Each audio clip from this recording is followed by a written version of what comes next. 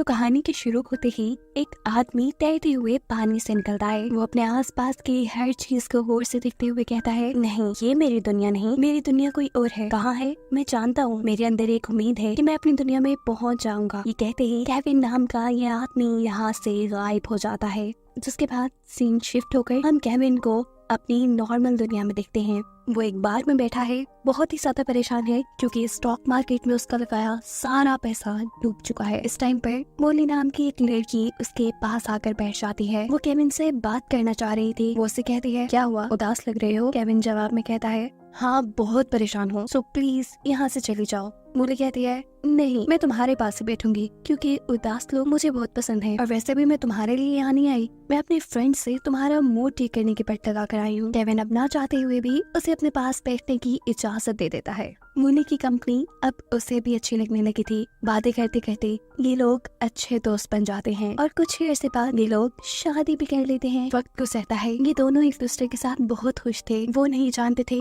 कि उनकी ये खुशी ज्यादा अरसे चलने वाली नहीं, क्योंकि एक दिन ऑफिस से घर आते हुए ट्रक के साथ टक्कर होने पर केविन का बुरी तरह एक्सीडेंट हो जाता है। उसे इस वक्त जब होश आया तो वो एक खाली रोड पे था, बिल्कुल जिंदा सलामत। वो इधर उधर देखता है, यहाँ एक बूढ़े आदमी के अलावा कोई नहीं था, ना कोई इंसान, ना ट्रैफिक। वो इस बूढ़े आदमी से पूछता है, मेरा एक्सीडेंट हुआ था, मेरी गाड़ी कहाँ है, मेरा फोन, मुझे अपनी वाइफ को कॉल करनी है। और इस सब के जवाब में वो आदमी कहता है कि तुम ऐसा कुछ नहीं कर पाओगे केविन, क्योंकि तुम एक दूसरी दुनिया में हो। ठीक एक्सीडेंट के टाइम पे मैं तुम्हें वहाँ से निकाल कर यहाँ ले आया था। यहाँ खड़ा हुआ बूढ़ा इंसान अब केविन से अपना तारुफ करवाता है और कहता है, मैं बेनिफैक्टर, मेरा काम है लोगों को एक दुनिया से दूसरी दुनिया में शिफ्ट करना। ये बातें करते करते वो केविन को एक रेस्टोरेंट में बुलाया था। केविन कहता है, मुझसे मजाक करना बंद करो, मुझे मेरी दुनिया में वापस जाना है, तुम आखिर मुझे यहाँ लाए क्यों हो? बेनिफैक्टर कहता है, हाँ, मैं तुम्हें इस दुनिया में इसलिए लेकर आया ताकि तुम भी मेरी तरह एक शिफ्टर बन जाओ। तुम्हारा काम होगा असली दुनिया से दुखी और गुस्से वाले लोगों को निकाल कर यहाँ इस दुनिया में ले आना। केविन जवाब में कहता है, मैं नहीं मानता कि ऐसा कुछ पॉसिबल है, मुझे प्रूफ दो। इस तुम्हारे साथ वेट्रेस बैठी है, इसे गायब करके दिखाओ। बेनिफैक्टर कुछ भी बोले बगैर अपने हाथ पे बंधी हुई वॉच पे कुछ कोड दबाता है और ये लड़की यहाँ से गायब हो जाती है। सच्चाई जानने के बाद तो केविन भी घबरा चुका था। उससे कहता है, मुझे कोई शिफ्टर नहीं बनना, प्लीज मुझे मेरी वाइफ के पास वापस भेज दो।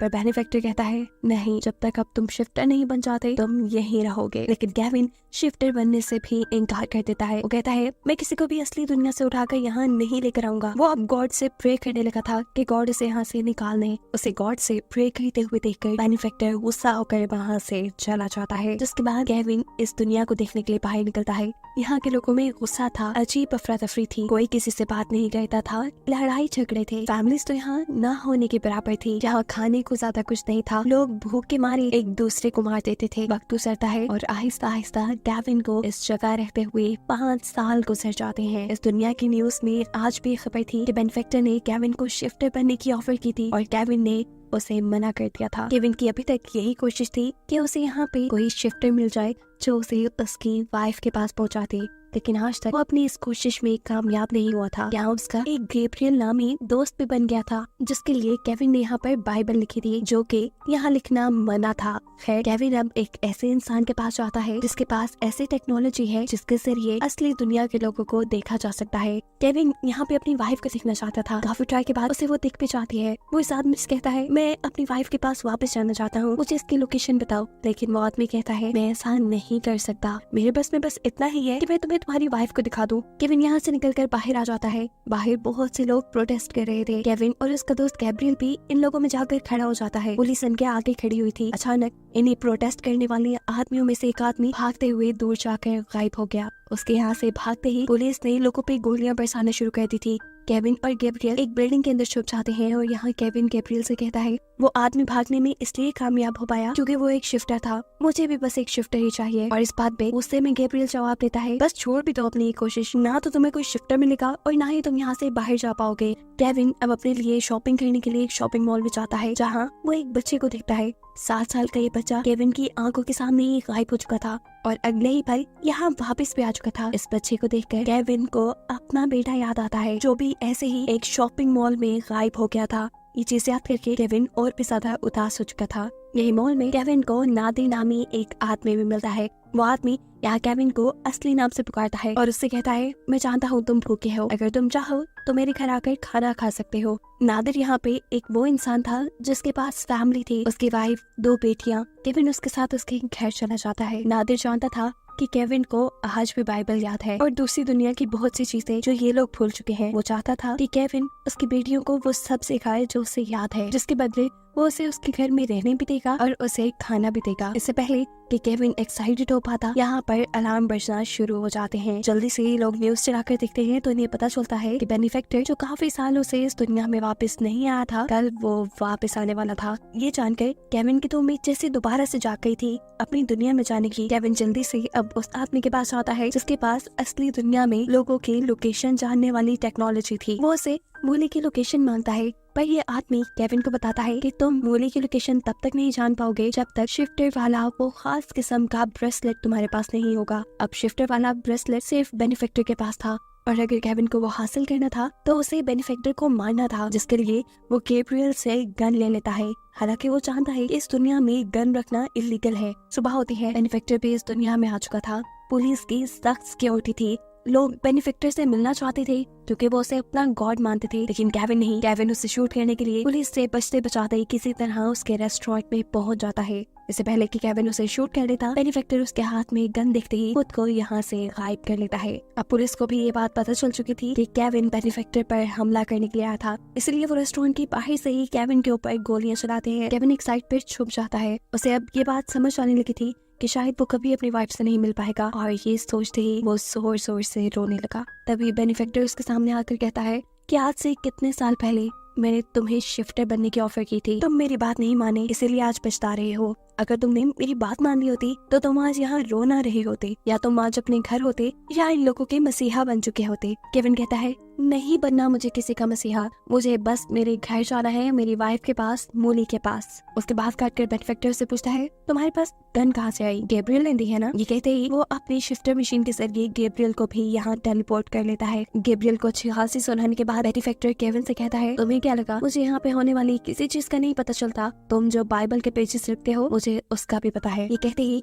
वो यहाँ से गायब हो चुका था। उसके जाते ही पुलिस वाले जो बाहर खड़े हुए थे वो भी इनके ऊपर गोलियां चलाना शुरू कर देते हैं। एक गोली गैब्रियल को लगती है जिससे वो मर जाता है, जबकि केविन सोफे के पीछे छुपकर अपनी जान बचा लेता है। अपने इसी बचाव के दौरान केविन की नजर पड़ती है गैब्रियल के हाथ पे। उसके हाथ में शिफ्टर वाला ब्रेसलेट था। यानी इतनी बड़ी सच्चाई उसके अपने दोस्त ने उससे छुपा कर रखी कि वो एक शिफ्टर था। लेकिन खैर अब केविन इस डिवाइस के जरिए मूली की लोकेशन का पता चलाकर वहाँ जा सकता था। गैब्रियल के हाथ से उतारी हुई इस डिवाइस को अपने हाथ में पहनते ही केविन कुछ कोड्स मिलाता है और यहाँ से अचानक टेलीपोर्ट होकर किसी और दुनिया में पहुंच जाता है। ये केविन की दुनिया नहीं थी, वो पहचान चुका था। वो दोबारा कुछ कोड एंटर करता है और यहाँ से टेलीपोर्ट होकर किसी दूसरी दुनिया में गिर जाता है। इस मर्तबा वो पानी में गिरा था और ये वही सीन है जो हम मूवी के स्टार्ट पर भी देख चुके हैं। ये भी उसकी दुनिया नहीं, वो जानता है, लेकिन वो अपनी वाइफ को ढूंढते हुए अपनी दुनिया में पहुंच जाएगा। उसे ये उम्मीद है। वो दोबारा कुछ कोड एंटर करता है और एक दूसरी दुनिया में टेलीपोर्ट हो जाता है। ये दुनिया किसी पागल खाने से कम नहीं थी और यहाँ पर डॉक्टर गैब्रियल था। उसे यहाँ पे गैब्रियल के कई वेरिएंट मिलते हैं जो पूरी तरह उसके पीछे पड़ चुके थे।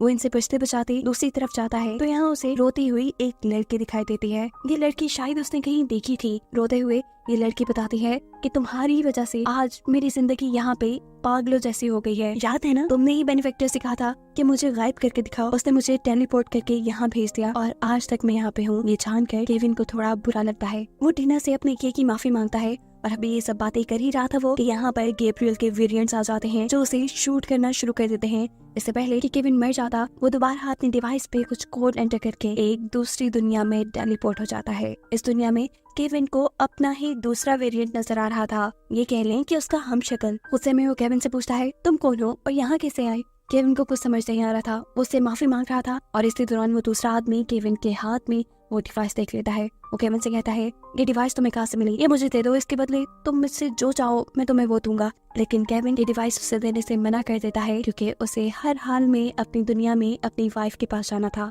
इससे पहले कि अब वो सामने वाला आदमी केविन के ऊपर गोली चलाता, केविन दोबारा डिवाइस के ऊपर कुछ कोड एंटर करके उसी दुनिया में पहुंच जाता है जहाँ पे बेनिफैक्टर था। इस टाइम वो नादिर के घर पे गिरा था। वो देखता है कि नादिर पुलिस की गोलियों से जख्मी हो चुका है क्योंकि पुलिस को लग रहा था कि नादिर ने केविन को छुपाया है। मरता हुआ नादिर भी यहाँ अपनी वाइफ को एक उम्मीद देकर कर जाता है कि एक ना एक दिन वो जरूर यहाँ से निकल जाएगा। केविन अब बिना वक्त जाए के उस आदमी के पास जाता है जिस आदमी के मॉनिटर केविन के पास मौजूद इस डिवाइस की मदद से उसकी वाइफ की लोकेशन उसे बता सकते थे। जितने में वो आदमी केविन की मदद करने के लिए मोली की लोकेशन ढूंढ रहा था, इतने में पुलिस वाले भी केविन को ट्रैक करते हुए यहाँ पर आ चुके थे। वो बस केविन को अरेस्ट ही करने वाले थे, पर उससे पहले ही केविन का साथी केविन को मोली के लोकेशन का कोड बता देता है, जिस कोड को एंटर करते हुए पुलिस के अरेस्ट करने से पहले ही केविन मोली के पास अपनी असल दुनिया में पहुंच चुका था। मोली जो इस टाइम मॉल में थी, वो भी इतने सालों बाद केविन को यहाँ पे देखकर हैरान थी। हैरान होने के साथ साथ गुस्सा भी। वो केविन से कहती है, तुम्हें याद है तुम मुझे अकेला छोड़ गए थे? केविन कहता है, नहीं,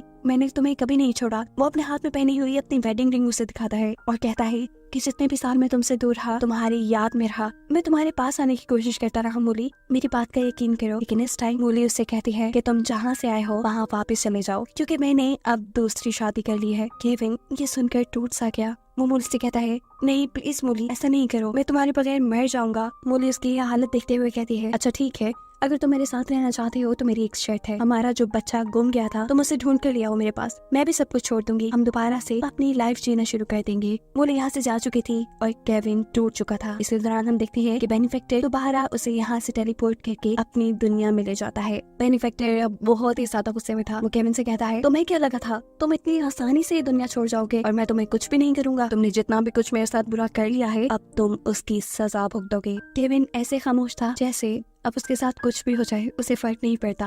बेनिफैक्टर कहता है, तुम्हारे पास दो ऑप्शन है, एक ये कि मैं तुम्हें तुम्हारी वाइफ के पास तुम्हारी पुरानी लाइफ में वापस भेज दूं, और दूसरा ये कि जिस लड़की को तुम्हारी वजह से मैंने पागल खाने भेजा था, उस लड़की को मैं उसकी लाइफ में भेज दूं।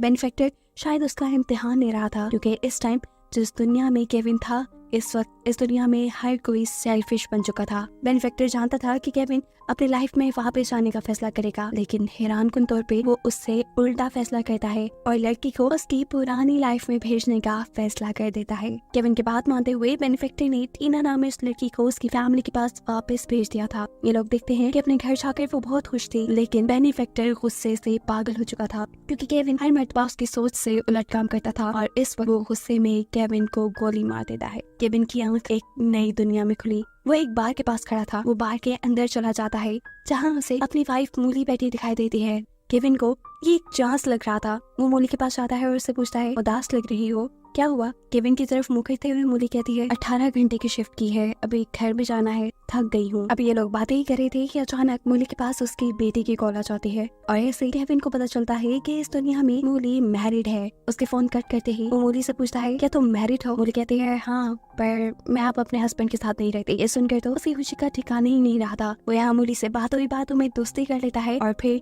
चाय के लिए भी इनवाइट करता है। ऐसे ही कुछ अरसे बाद इनकी शादी भी हो जाती है। केविन और मोली दोबारा से एक हैप्पी लाइफ जीने लगे थे। कहानी के आखिर में केविन बताता है, मैं जानता हूँ कि ये मेरी दुनिया नहीं है, लेकिन मैं इस दुनिया में एडजस्ट कर लूंगा, क्योंकि इस दुनिया में मेरे साथ दोबारा मेरी वाइफ मोली है। जो बताते हुए ये कहानी यहीं खत्म हो जाती है।